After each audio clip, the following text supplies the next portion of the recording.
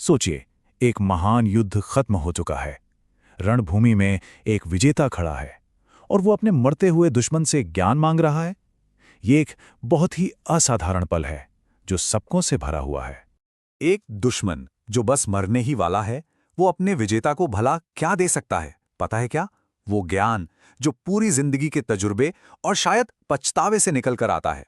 तो ये कहानी शुरू कहाँ से होती है? जब राम अपने भाई लक्ष्मण को मरते हुए रावण के पास भेजते हैं। अब ये कोई आम हुक्म नहीं था। नहीं, ये तो पहला सबक था, ज्ञान हासिल करने के तरीके के बारे में। राम का मानना बिल्कुल साफ था। ज्ञान ज्ञान होता है, उसे ठुकराना नहीं चाहिए, फिर चाहे वो कहीं से भी मिले।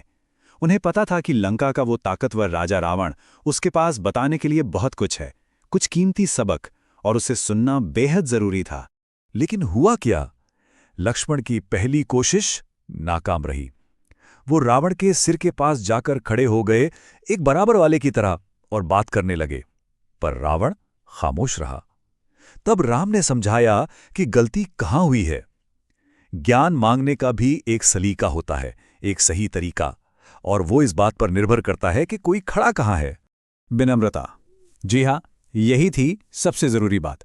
राम ने लक्ष्मण को सिखाया कि अगर ज्ञान चाहिए तो गुरु के सामने एक शिष्य की तरह जाना पड़ता है, उनके पैरों के पास खड़ा होना पड़ता है, बराबर में नहीं, क्योंकि यही तरीका है सम्मान दिखाने का, और ये बताता है कि सीखने की इच्छा कितनी सच्ची है।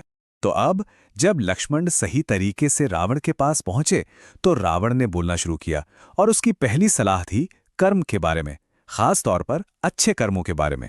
रावण का कहना था कि हर अच्छा काम, जिसे हम सत्कर्म कहते हैं, वो असल में 3 में से किसी एक भावना से पैदा होता है: दया, प्रेम या परोपकार।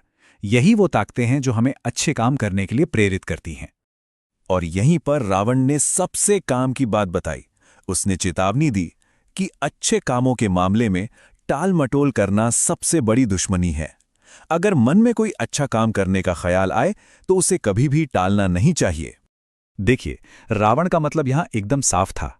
जब कोई अच्छा काम फौरन कर लिया जाता है तो उसके पूरे होने के चांस सबसे ज्यादा होते हैं। लेकिन अगर उसे टाल दिया जाए तो फिर उसका पूरा होना या तो बहुत मुश्किल हो जाता है या नामुमकिन। तो संदेश सीधा है, अच्छा काम करना है तो अभी करो। अब आते हैं रावण के दूसरे सबक पर, और ये सबक सीधे सीधे उसकी अपनी जिंदगी और उसके पतन से जुड़ा है। ये एक चेतावनी है पाप कर्मों यानी दुष्कर्मों की फितरत के बारे में। रावण ने खुद माना कि उसके पतन के लिए 3 ताकतवर भावनाएं जिम्मेदार थीं: क्रोध, घमंड और घृणा। उसका कहना था कि सारे बुरे काम यहीं से पैदा होते हैं। सोचिए कितना बड़ा आत्मविश्लेषण था ये।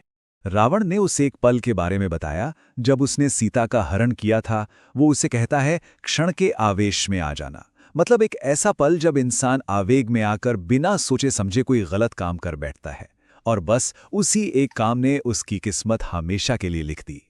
ये ख्याल तो सच में डरा देने वाला है।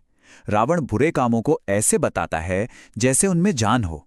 वो कहता है कि एक बार कोई बुरा ख्याल मन में आ जाए ना, तो वो चिल्ला चिल्ला कर कहता है कि मुझे पूरा करो।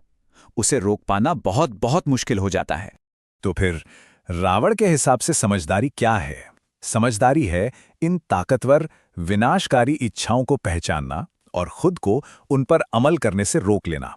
यही तो आत्मनियंत्रण का सबसे बड़ा इम्तिहान है। अब रावण की सांसें उखड़ रही थीं, और उसकी बातें अब सलाह नहीं बल्कि निजी हो रही थीं। अब वो एक गुरु नहीं बल्कि एक दुखी इंसान था, जो अपनी जिंदगी के नतीजों को देख रहा था। इस बात को मानता है कि उसका नुकसान कितना बड़ा है। उसने सब कुछ खो दिया, अपना राज, अपने बेटे, अपने पोते। यही थी उसके बुरे कर्मों की आखिरी और सबसे दर्दनाक कीमत। अपने आखिरी पलों में रावण एक आखिरी गुजारिश करता है। वो उम्मीद करता है कि उसने जो भी ज्ञान दिया है, वो ज्ञान जो उसने खुद दुख सह कर पाया है, उसका इस्तेमाल अच्छे के लिए होगा। वो चाहता है कि उसकी गलतियों से दूसरे लोग सबक सीखें।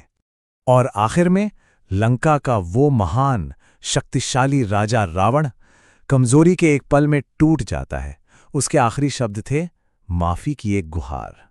ये शब्द उस घमंडी राजा के नकाब के पीछे छिपे इंसान को सबके सामने ले आते हैं।